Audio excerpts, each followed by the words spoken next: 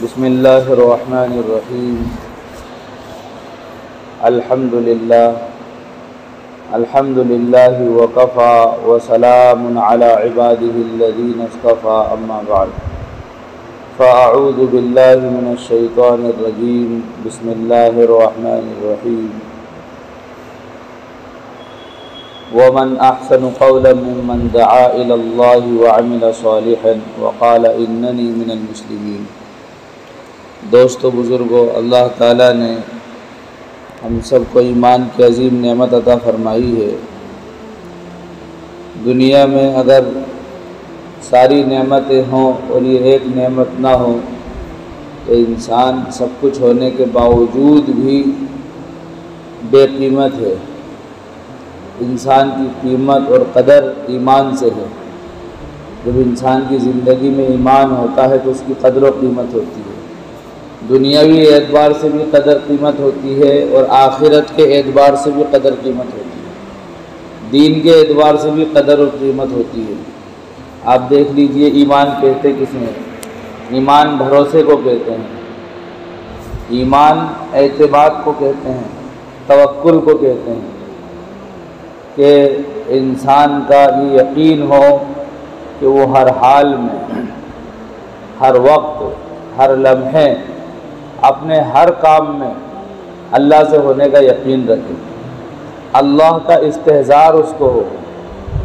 और जब यकीन होता है तो ज़िंदगी गुजारना आसान हो जाता है, और जब यकीन होता है तो आज़माइशों का बर्दाश्त करना, मुसीबतों का बर्दाश्त करना आसान हो जाता है।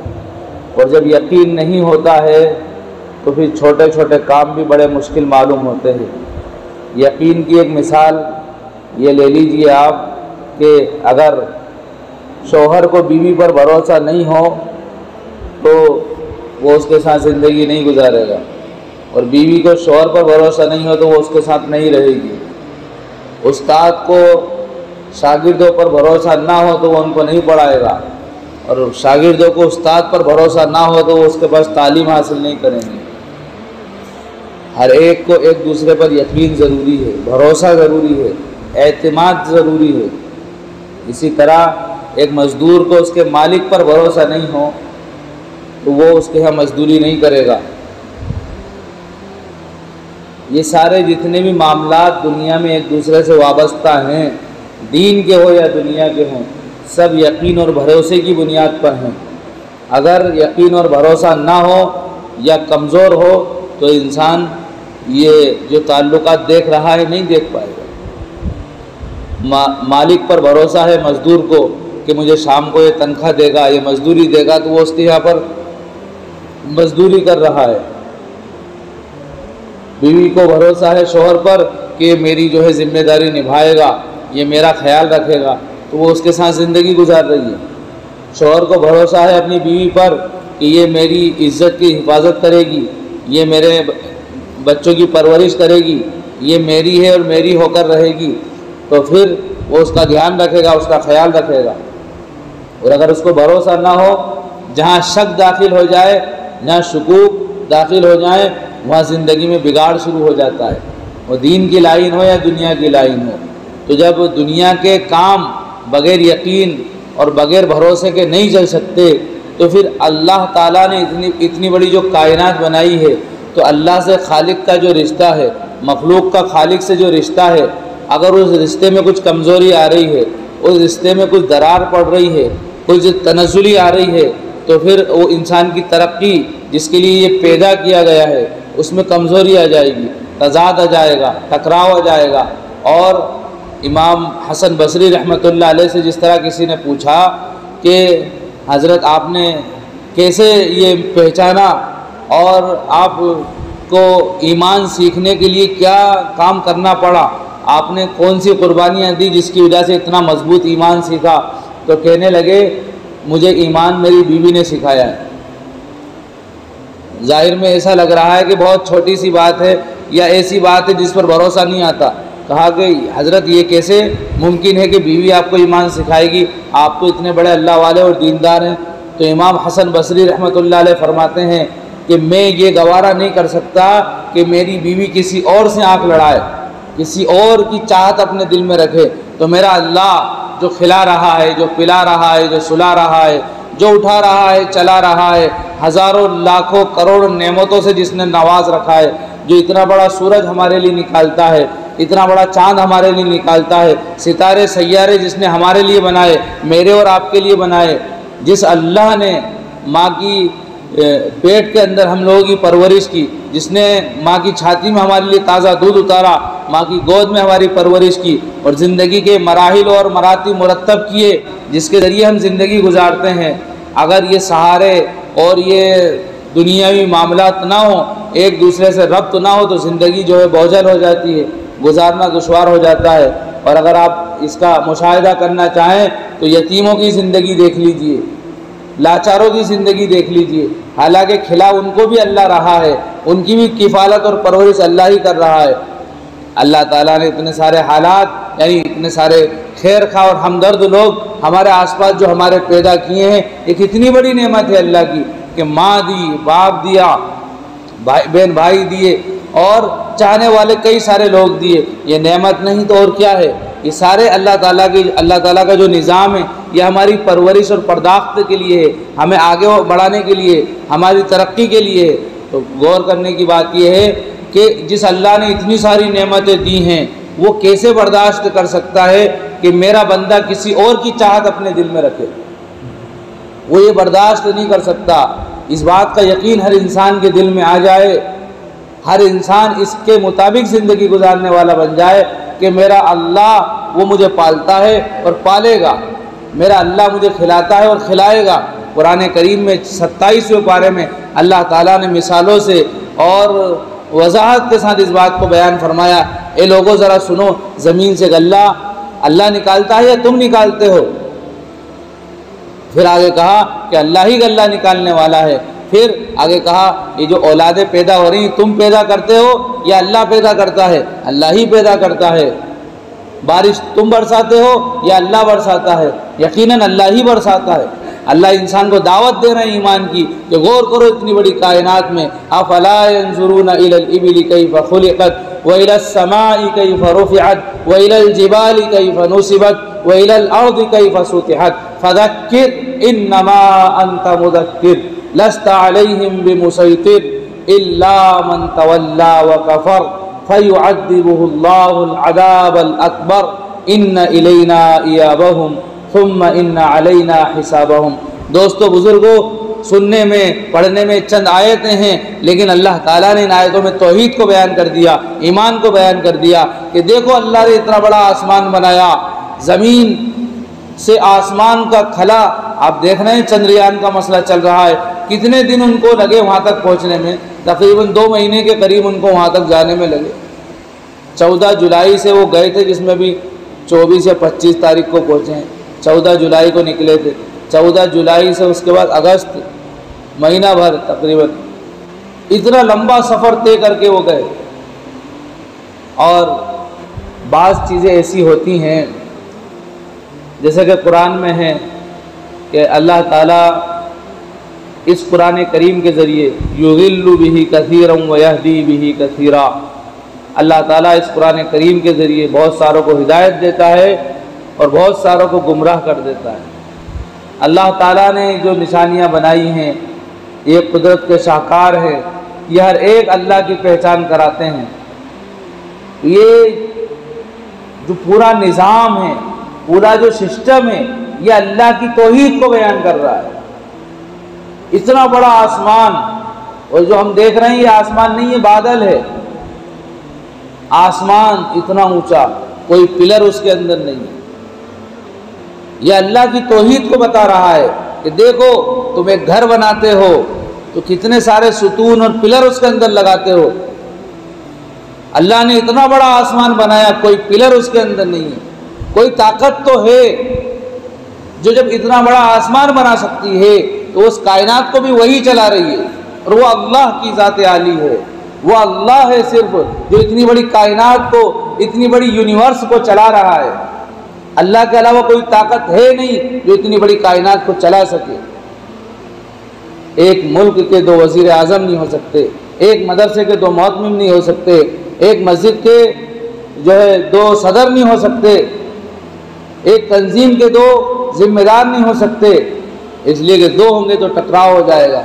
जिम्मेदार तो कोई एक ही होता है, क्रिएटर तो कोई एक ही हो सकता है, खालिक और मालिक तो एक ही हो सकता है और वो अल्लाह है। अफला यंजुरून इला समाई कैफ रुफ़िअत, कितना बुलंदो बाला आसमान अल्लाह ने बनाया। अफला यंजुरून इला समाई कैफ रुफ़िअत, ये अल्लाह का इतना बड़ा बनाया हुआ आसमान यह हमें बता रहा है कि अल्लाह है जिसकी कुदरत हर चीज़ पर मुहीत है। इन्नल्लाह अला कुल्ली शैइन क़दीर। और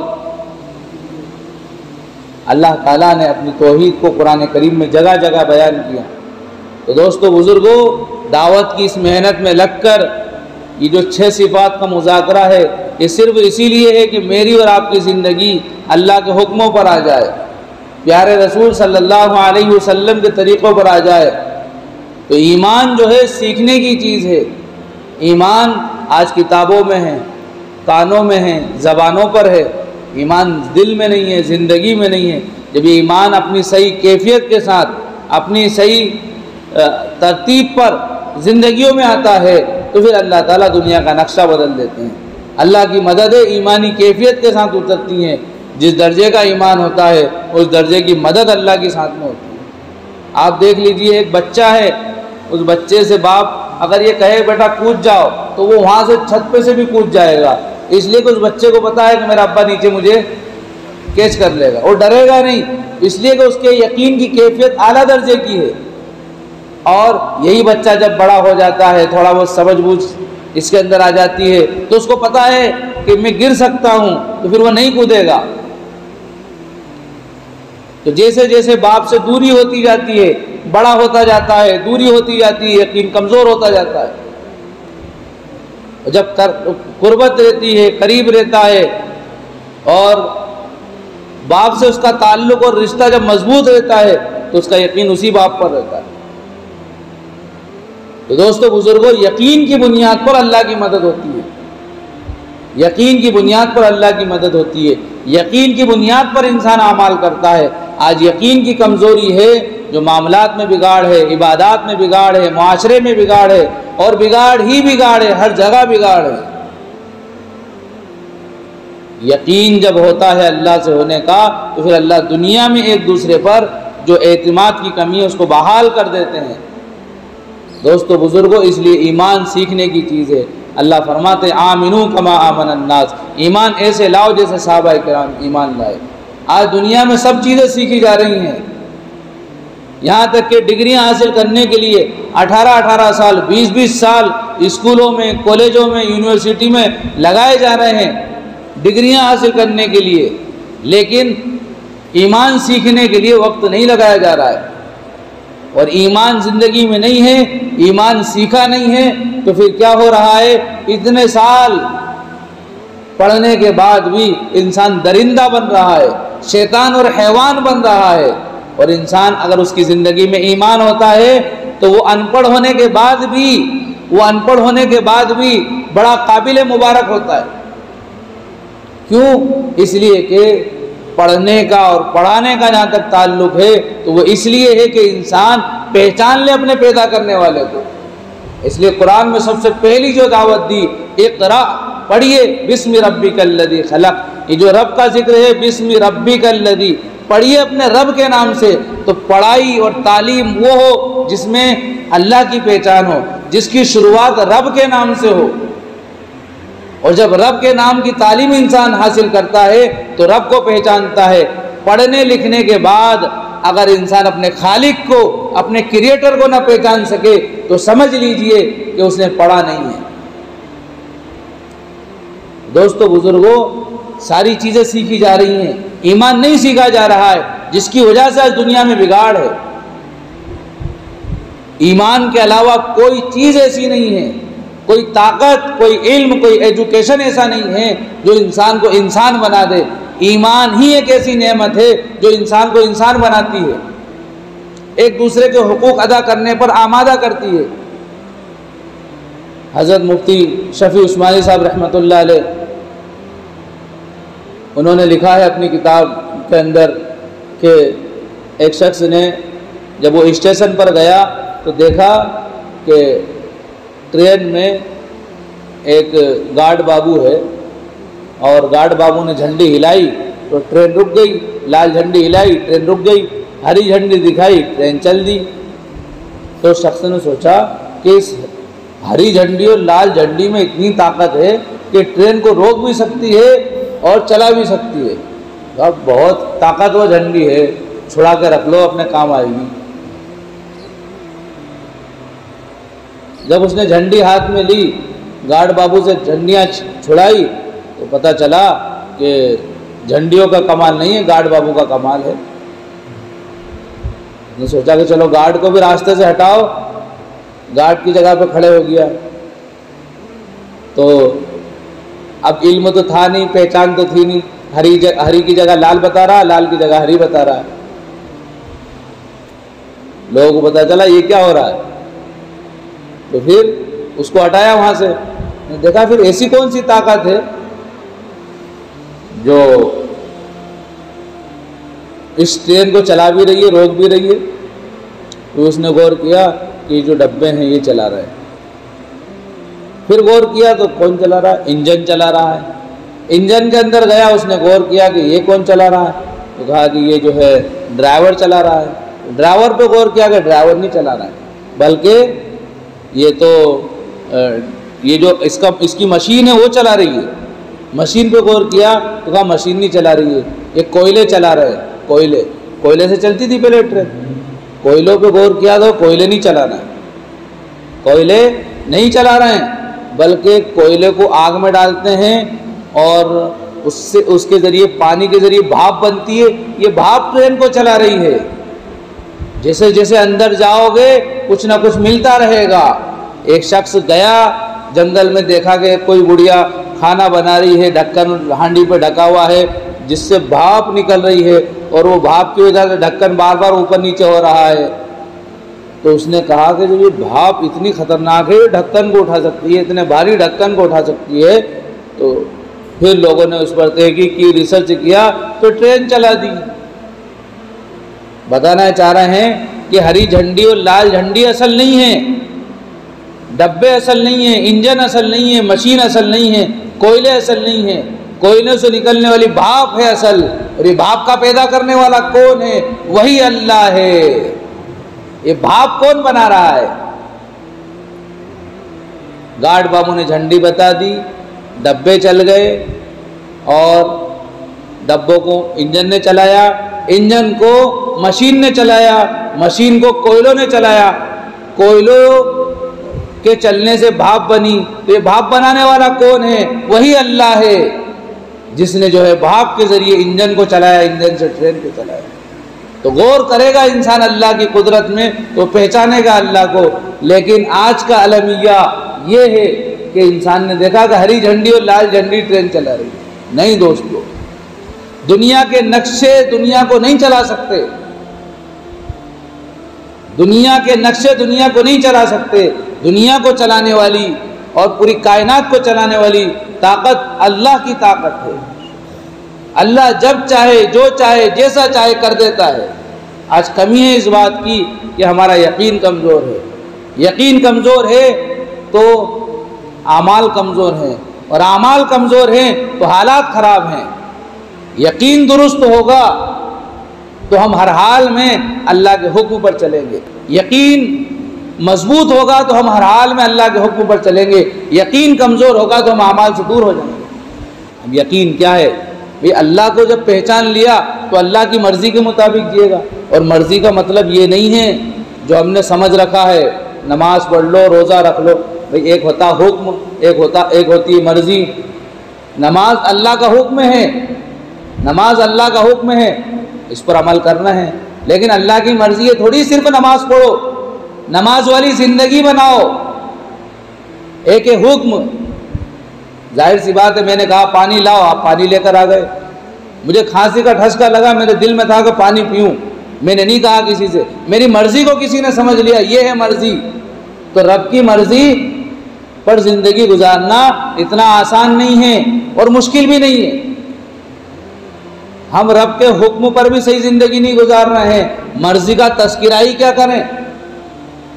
रब की मर्ज़ी के मुताबिक जो इंसान ज़िंदगी गुजारेगा वही फौज़ो फलाह और कामयाबी को पाएगा।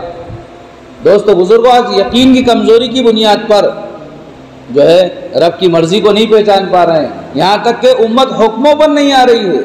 जिस नबी ने अपना सारा सब कुछ दीन पर लगा दिया, आज हम जो है उस उम्मत को उजड़ता हुआ बिगड़ता हुआ देख रहे हैं और अपना वक्त नहीं लगा पा रहे हैं, अपनी जान माल नहीं लगा पा रहे हैं। कमी क्या है? यकीन की कमज़ोरी है जिसने आमाल से रोक दिया। सहाबा किराम के अंदर यकीन मजबूत था तो उनके लिए बड़े से बड़ा काम आसान था। तीर पे तीर खाए जा रहे हैं और नीयत नहीं तोड़ रहे। नीयत तोड़ी है तो सिर्फ इस वजह से क्योंकि ऐसा ना हो जो जिम्मेदारी मिली थी उसमें कमी आ जाए, उसका हक अदा अगर नहीं होगा तो फिर मेरी नमाज भी कोई कबूल नहीं होगी। इसलिए कि जो जिम्मेदारी दी थी वो पहरेदारी की है, इसलिए नीयत तोड़ी और साथी को उठाया। यकीन मजबूत था तो तीर पे तीर खाने के बाद भी लज्जत मिल रही थी। यकीन कमज़ोर है तो आज मस्जिद में आने का दिल नहीं चाहता, आ जाते हैं तो फौरन निकलने के लिए भागने के लिए बेचैन होते हैं अंदर से, यूँ यकीन कमज़ोर है। दोस्तों बुजुर्गों, आज जो बिगाड़ है दुनिया में वो यकीन की कमज़ोरी की वजह से बिगाड़ है, यकीन की कमज़ोरी की वजह से बिगाड़ है। हज़रत मौलाना यूसुफ साहब रहमतुल्लाह अलैह फरमाया करते थे कि आज एक ईमान वाले को, एक मुसलमान को अल्लाह पर इतना भी भरोसा नहीं है जितना कि एक बनिए पर वो भरोसा करता है। सुबह घर से निकला कहीं नौकरी की तलाश में, कहीं मजदूरी की तलाश में, और उसने बहुत ज़्यादा नौकरी और मजदूरी तलाश की, कहीं नहीं मिली। मायूस होकर चेहरा लटका कर जा रहा था। इतने में एक शख्स मिला, एक बनिया मिला। उसने कहा परेशान क्यों, क्या बात है? वो कहने लगा कि मुझे जो है कहीं मजदूरी नहीं मिल रही है, कोई नौकरी नहीं लग रही है। तो उस बनिए ने कहा कि एक काम करो, मेरे यहाँ आ जाना 1 तारीख से, मैं आपको 10,000 रुपये महीना तनख्वाह दूंगा। 1 तारीख से आप आ जाना। अभी 1 तारीख आई नहीं है। जो मायूसी में चेहरा लटका हुआ था वो खुशी से खिल उठा, और जो जेब में पैसे रखे थे 100, 200, 400 रुपये वो भी खर्चा कर दिए कि अब तो 1 तारीख से नौकरी पे जाना है। सारे पैसे खर्चे कर दिए, बीवी बच्चों के लिए खाने पीने का हदिया तोहफा लेकर गया, खुश हो गया। घर वालों ने सुना तो वो भी खुश हो गए कि अब तो नौकरी लग गई। कितना भरोसा है उस बनिए की बात पर। इतना भरोसा भी नहीं है अल्लाह पर कि मेरे अल्लाह ने ये जिम्मेदारी ली है कि मैं खिलाऊंगा। वअमुर अहलका बिस्सलाति वस्तबिर अलैहा ला नसअलुका रिज़्क़ा नहनु नरज़ुकुक वल आक़िबतु लित्तक़वा। नबी सल्लल्लाहु अलैहि वसल्लम को हुक्म दिया जा रहा है कि आप नमाज पढ़िए, अपने घर वालों को नमाज का हुक्म कीजिए और आप भी इस पर पाबंदी कीजिए। हम आपसे रिस्क कमवाना नहीं चाहते, रिस्क तो हम आपको देंगे। आज एक बनिए की बात पर हमें भरोसा है, अल्लाह के वादों पर भरोसा नहीं है। ये कमजोरी है जो हमें आमाल से दूर किए हुए है। अगर ये कमजोरी और कमियां खत्म हो जाएं और अल्लाह से जैसा यकीन होना चाहिए वो यकीन हमारा बहाल हो जाए तो वही मदद आज भी अल्लाह की है जो सहाबा के साथ थी, जो नबियों के साथ थी। दोस्तों बुजुर्गों, ईमान पहले जो है इंसान को चेक करता है, नहीं, अल्लाह इंसान को पहले चेक करता है, और जब इंसान का ईमान और यकीन अल्लाह से हो जाता है और ये इंसान उस आजमाइश में, उस इम्तिहान में जो अल्लाह ने इसको दिया था उसमें कामयाब हो जाता है, तो फिर अल्लाह खुली मददें भेजता है, नुसरतें भेजता है। फरिश्ते उतर सकते हैं तेरी नुसरत को, फरिश्ते उतर सकते हैं तेरी नुसरत को। ज़रूरत है कि सिफत असहाब बदर पैदा कर। अल्लाहु आल आना कमा काना, अल्लाह आज भी वैसा ही है जैसा कि पहले था। मददें क्यों नहीं आ रही हैं? क्या अल्लाह बदल गया? नाउज़ु बिल्लाह, ना ऐसा हुआ है ना हो सकता। अल्लाह सिर्फ एक ही है, अल्लाह नहीं बदल सकता।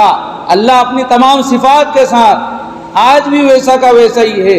आज भी वो अपनी हमारी मदद कर सकता है, वो अपनी कुदरत के मज़ाहिर दिखा सकता है, लेकिन क्यों नहीं दिखा रहा है? इसलिए कि हमें उससे लेना नहीं आता, इसलिए कि हमारा उससे जो राब्ता होना चाहिए वो नहीं है, मजबूती हमारे यकीन के अंदर नहीं है, हमारे यकीन के अंदर कमज़ोरी है।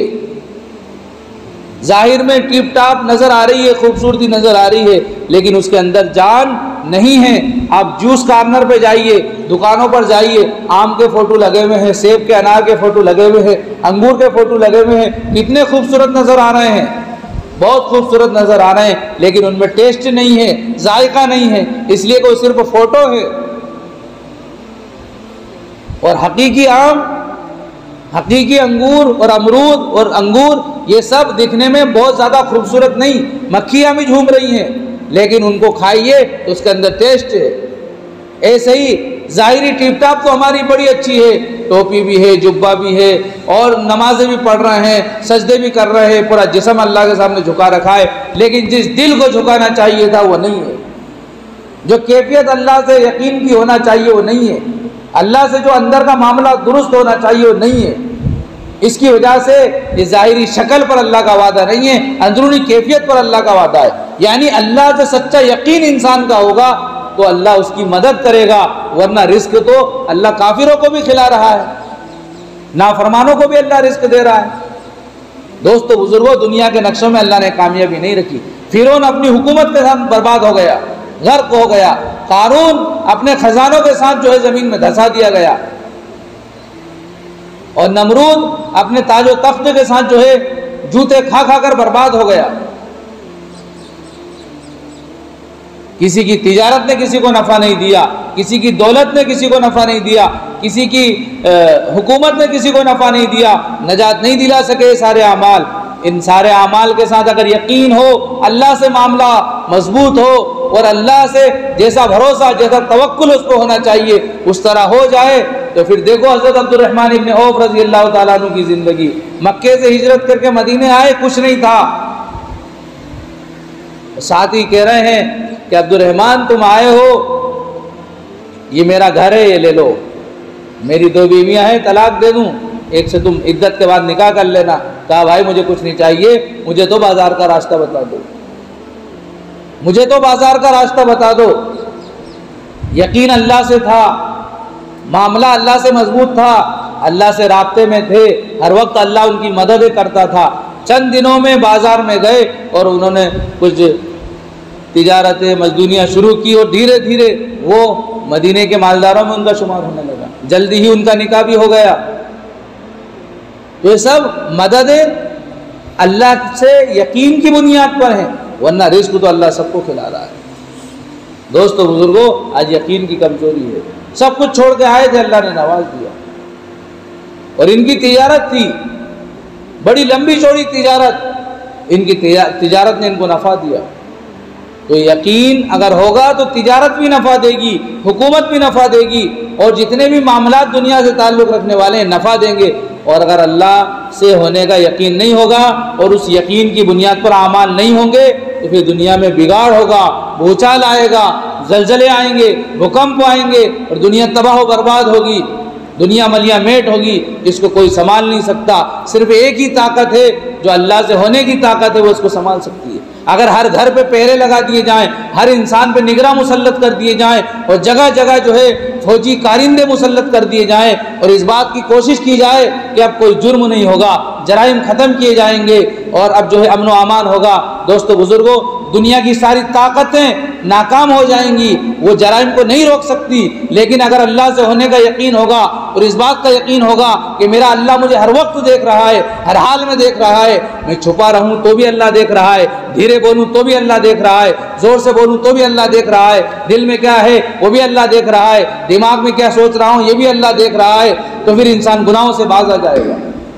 फिर यहाँ पर फौजी दस्तों की ज़रूरत नहीं है, फौजी कारिंदों की ज़रूरत नहीं है, यहाँ पर बड़े अमले की ज़रूरत नहीं है। इंसान तन्हाई में होगा तो भी अल्लाह से डरेगा, खलवतें इसकी पाक होंगी, जलवतें इसकी पाक होंगी, मजलिसें महफिलें इसकी पाक होंगी।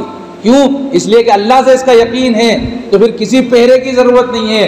और अगर यकीन नहीं होगा, मामला रब से जुड़ा हुआ नहीं होगा, तो चाहे जितने पहरे मुसल्लत कर दिए जाएं, कोई फ़ायदा इसको नहीं दे सकते।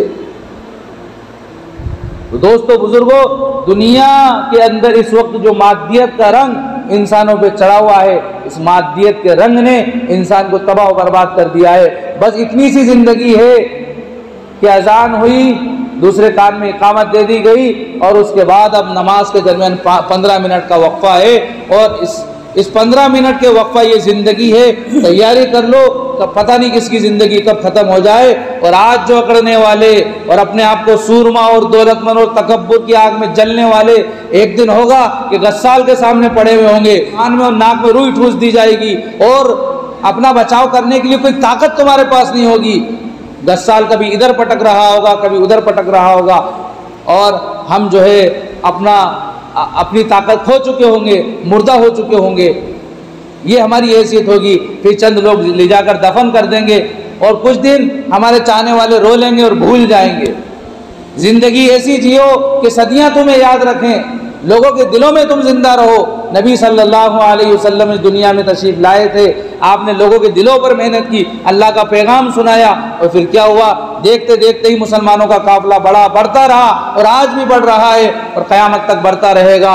यहाँ तक के पूरी दुनिया में इस्लाम का परचम लहराएगा, अमन व अमान की और ईमान की हुकूमतें कायम होंगी। बताना चाह रहे हैं कि नबी सल्लल्लाहु अलैहि वसल्लम आए, 40 साल में नबी बनाया गया, 23 साल आपने काम किया और इस दुनिया से रुखसत हो गए। लेकिन मेरे और आपके दिल में और दुनिया के हर इंसान के दिल में आज भी आप जिंदा हैं, अदब के साथ जिंदा है, मोहब्बत के साथ जिंदा है। हम क्या ज़िंदगी जी रहे हैं कि पैदा हुए, कमाया खाया, कुछ बैंक बैलेंस इकट्ठा किया और मर गए। हमने अपनी औलाद के लिए किया, अपने बीवी बच्चों के लिए किया, उम्मत के लिए क्या किया? तो जिनके लिए हम कर रहे हैं ये 4 दिन भी नहीं रोएंगे और भूल जाएंगे और आपके दफन होने से पहले ही हर एक की नजर होगी, ये घर मेरा और ये तेरा, ये खेत मेरा, ये तेरा, सब भूलने वाला सरमाया है। उम्मत के लिए कुछ लगाइए, अल्लाह आपको लोगों के दिलों में जिंदा रखेगा, जैसा कि नबी आज तक हमारे दिलों में जिंदा है, जैसा कि सहाबा किराम आज तक हमारे दिलों में जिंदा है और सारे मुसलमानों के दिलों में जिंदा है। तो जिंदगी वो गुजारो जिस पर जमाना रश्क करे। भीड़ में चलना ये ईमान वाले की शान नहीं है। ईमान वाला तो वो है जहाँ जाता है इस्लाम का सूरज रोशन कर देता है। ईमान वाला तो वो है जहाँ जाता है ईमान की शमा रोशन कर देता है, जिससे लोग ईमान की किरणें हासिल करते हैं, जिनको ईमानी ज़िंदगी नसीब होती है, मुआशरा सही होता है, घराने दुरुस्त होते हैं, लोगों की ज़िंदगियाँ दुरुस्त होती हैं और इस तरह से धीरे धीरे पूरी दुनिया में अमन व अमान कायम होता है, पूरे महल्ले में, मुआशरे में अमन व अमान कायम होता है। आज हमने ज़िंदगी भेड़ चाल शुरू कर दी है, रेवड़ में हम चल रहे हैं, हमारा कोई मकाम नहीं है। चरवाहा कभी इधर डंडे देता है, कभी उधर डंडे देता है। जिस तरह नबी ने फरमाया था क़यामत से पहले एक ज़माना ऐसा आएगा कि तुम लोग एक प्लेट के नुमा होगे, जिस तरह प्लेट में खाना रखा हुआ होता है और खाने वाला उसको जो चाहता है उठा कर खा लेता है, ऐसी ही तुम्हारी एक हालत होगी कि पूरी दुनिया से चारों तरफ से कौमें तुम्हारे ऊपर उठेंगी, टूट पड़ेंगी और हमला करेंगी। जब जिसको चाहेंगी मार देंगी, जिसको चाहेंगी जेल में बंद कर देंगी, जिसको चाहेंगी उसके घर को तोड़ देंगी, उसको मजबूर और लाचार कर देंगी, अपाहिज बना देंगी। ये हालात होंगे। साहबा हैरत के साथ पूछते हैं, या रसूल अल्लाह, कि आपकी उम्मत के अफराद कम हो जाएंगे क्या? ईमान वाले उस वक्त कम होंगे? आपने फरमाया नहीं, ऐसा नहीं होगा। ईमान वाले तो बहुत होंगे, बेशुमार होंगे ईमान वाले। आज 57 ममालिक मुसलमानों के हैं, 57 ममालिक मुसलमानों के हैं और काफिरों के पास एक भी नहीं है। और जहाँ काफिरीन रहते हैं वो सब या तो मिलजुल कर रहते हैं या बराबरी से रहते हैं, उनका कहीं इक़्तिदार नहीं है। लेकिन आज काफिरीन मुसल्लत है चारों तरफ। सिर्फ हमारे मुल्क की बात नहीं है, आप गज़ा और इसराइल चले जाइए, फ़िलिस्तीन चले जाइए, बरतानिया चले जाइए, दुनिया के जहाँ जहाँ जिस इलाके में आप जाना चाहें चले जाइए, मुसलमान परेशान हैं। 57 मुल्क मुसलमानों के पास हैं, फिर भी आज परेशान है। पता चला दुनिया के नक्शों में कामयाबी नहीं है। अगर होती तो 57 मुल्क इनको कामयाब कर देते। 57 मुल्क मुसलमानों के पास हैं लेकिन नाकाम हैं। उसकी वजह यही है, नबी फरमाते हैं कि दुनिया में तुम्हारी तादाद बहुत होगी लेकिन वजह यह होगी तुम्हारी नाकामी की, और दुनिया जो तुम्हें दबाएंगी उसकी वजह यह होगी कि दुनिया की मोहब्बत तुम्हारे दिल में आ जाएगी और मौत से नफरत तुम्हें हो जाएगी। आज हर इंसान को दुनिया से मोहब्बत है और मौत से नफरत है। मरना कोई नहीं चाहता, एक इंसान को हमारे उस्ताद ने दुआ दी, अल्लाह तुम्हें मदीने की मौत नसीब करे। वो कहने लगा, हजरत बीवी बच्चों का क्या होगा, मैं तो अपने घर वालों के साथ मरना चाहता हूँ, मैं चाहता हूँ मैं मरूँ तो मेरे घर वाले सब मेरे आसपास हों। ने कहा, शाबाश बेटा शाबाश, हमने तो अभी तक ये सुना था कि मदीने की मौत अल्लाह नसीब फरमा, इसलिए कि जो इंसान मदीने में मरेगा उसकी शफाअत नबी फरमाएंगे, ये यकीनी बात है। जो मदीने में मरेगा अल्लाह उसको जन्नत अता फरमाएंगे, ये नबी का फरमान है। लेकिन आज का मुसलमान जब यकीन कमज़ोर है, ईमान कमज़ोर है, तो कह रहा मैं तो अपने घर पे मरना चाहता हूँ। ये सब भूल जाएंगे, कोई याद नहीं रखेगा। दोस्तों बुजुर्गों, मौत से नफरत है, दुनिया की मोहब्बत कैसे दिल में दाखिल हो गई, बस ये बात सुन लीजिए, उसके बाद बात ख़त्म करेंगे इंशाअल्लाह। कि नबी सल्लल्लाहु अलैहि वसल्लम को अपने मिशन से रोकने के लिए सारे मुशरिकीन मक्का और कुफ़ार एक जगह जमा हुए और सब ने मशवरा किया, ये जो मोहम्मद नाम का लड़का है, देख रहे हो, आया था तो अकेला था और धीरे धीरे धीरे धीरे इसका काफिला तो बढ़ता चला जा रहा है, इसको रोको। सारे मुशरिकीन जमा हुए, रुआसा, शुआरा, उदावा, फुसाहा, बुलगा सब उनके अंदर मौजूद थे, जमा हुए, कहने लगे रोको किसी तरह। तो जो सबसे ज़्यादा समझदार था उसने राय दी कि रोकने का एक ही तरीका है, इनसे कहो कि दौलत चाहिए, हम तुम्हें सारे मक्का की दौलत तुम्हारे कदमों में पटक देते हैं, आपको जिस औरत से निकाह करना है उस औरत से आपका निकाह करा देते हैं, और आपको सरदारी चाहिए तो हम सब मिलकर आपको अपना सरदार तस्लीम कर लेते हैं। आपको सिर्फ एक ही काम करना है, ये जो आप अल्लाह की दावत देते हैं इनको आप ये दावत देना आप छोड़ दीजिए। आप जो अल्लाह की दावत देते हैं ये दावत देना आप छोड़ दीजिए बस। दोस्तों बुजुर्गों, दिल के कानों से सुनो, मेरे और आपके नबी क्या फरमाया था आपने फरमाया, लोगों मुझे माल की ज़रूरत नहीं है, मैं माल नहीं लूँगा, लोगों मुझे निकाह की ज़रूरत नहीं है, मैं किसी से निकाह नहीं करूँगा। मतलब ये है कि मैं निकाह की वजह से अपना मिशन नहीं छोड़ सकता, वरना निकाह तो आपने किया, आपकी सुन्नत है। लोगों मुझे माल की ज़रूरत नहीं, मुझे निकाह की हाजत नहीं, मुझे सरदार नहीं बनना, मैं सरदार नहीं बनूँगा। मैं जो मिशन, जो पैगाम अल्लाह की तरफ से लेकर आया हूँ, दुनिया के एक एक इंसान को बताऊँगा, एक एक चप्पे चप्पे में सुनाऊंगा। ये आपकी फिक्रें थी। मदीने की गलियों में, मक्का की गलियों में, ताइफ की गलियों में पत्थर खा रहे हैं, ईमान बता रहे हैं, पत्थर खा रहे हैं, ईमान बता रहे हैं, बुरा भला कहा जा रहा है, ईमान बता रहे हैं। हर हाल में, सफ़र में, हज़र में, अपनों को, परायों को, दोस्तों को, अजीज़ों को, दुश्मनों को, हर एक को आपने ईमान बताया, अल्लाह की पहचान कराई। ये है ईमान और ये है नबवी मिशन। दोस्तों बुजुर्गों, आज हम आशिक रसूल और हम नबी सल्लल्लाहु अलैहि वसल्लम की उम्मत में होने का दम भरने वाले भूल गए नबी को, जिस नबी ने हमारे लिए रातों में उठ कर दुआएं मांगी। बदर के मैदान में 5 घंटे, 5.5 घंटे आपने मई जून की गर्मी की तरह तपिशते हुए रेगिस्तान में दुआएं मांगी, और आज हम उस नबी को भूल गए और हम चैन की ज़िंदगी गुजार रहे। चैन की ज़िंदगी नहीं है, दिलों का जो चैन और सुकून ख़राब हो रहा है उसकी वजह यह है कि हमने भुला दिया हम सब के नबी जनाब मोहम्मद रसूलुल्लाह सल्लल्लाहु अलैहि वसल्लम को। ये सबक था हमारा जिसको हमने भुला दिया। अगर हम ये सबक याद कर लें और इसके मुताबिक ज़िंदगी गुजारें, ईमान के साथ, आमाल के साथ ज़िंदगी गुजारें, तो वही वादा अल्लाह का है जो सहाबा के साथ था, जो नबियों के साथ था। अल्लाह आज भी अपनी मदद भेजेगा, यह अल्लाह का वादा है। अल्लाह मोमिनों के साथ है। अल्लाह 17वें पारे में फरमाते वल्लाहु माअकुम ऐनमा कुंतुम, वल्लाहु माअकुम ऐनमा कुंतुम, अल्लाह तो तुम्हारे साथ है, तुम कहाँ हो। 17वें पारे के आखिरी सफ़े की आखिरी आयत है, अल्लाहु माअकुम ऐनमा कुंतुम, अल्लाह तुम्हारे साथ है, तुम कहाँ जा रहे हो। घबराओ मत, हिरासा मत हो, खौफ ज़दा मत हो, जो गया उस पर रंज मत करो, जो होने वाला है उससे डरो मत। यकीनन मैदान तुम्हारे हाथ में होगा, लेकिन इसके लिए ज़रूरत है ईमान की मेहनत करो, दिल की दुनिया को आबाद करो, दिल में अल्लाह को बिठाओ, प्यारे रसूल सल्लल्लाहु अलैहि वसल्लम से सच्ची मोहब्बत करो, अखलाक वाली ज़िंदगी गुजारो, मोहब्बत वाली ज़िंदगी गुजारो। हर एक के साथ जो है मोहब्बत का बर्ताव करो, वो ईमान वाला हो, मुशरिक हो, काफिर हो, इंसान होने के नाते हर एक का अदब व एहतराम करो, तो फिर अल्लाह ताला दुनिया में इज़्ज़त देगा, आखिरत में इज़्ज़त देगा। नबी के झंडे के साए तले हम सबको जन्नत में दाखिल फरमाएगा। दुआ है अल्लाह ताला से कि अल्लाह ताला को जो ईमान मतलूब है वो ईमान हम सब का बना दे। अल्लाह ताला को जो आमाल मतलूब हैं, आमाल की जो कैफियत अल्लाह को मतलूब है वो आमाल अल्लाह ताला करने वाला हम सबको बना दे।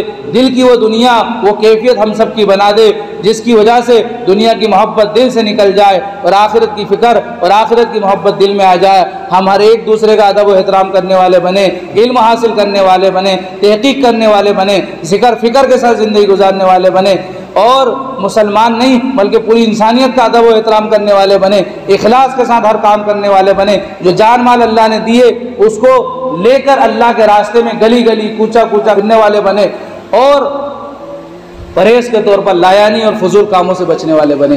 दुआ है अल्लाह ताला से। इसी पर अपनी बात ख़त्म करते हैं। आमीन व आखिर दावाना अल्हम्दुलिल्लाहि रब्बिल आलमीन। सुब्हानल्लाहि व बिहम्दिही सुब्हानकल्लाहुम्मा व बिहम्दिका नशहदु अल्ला इलाहा इल्ला अंता नस्तगफिरुका व नतूबु इलैक। सुब्हान रब्बिका रब्बिल इज़्ज़ति अम्मा यसिफून व सलामुन अलल मुरसलीन।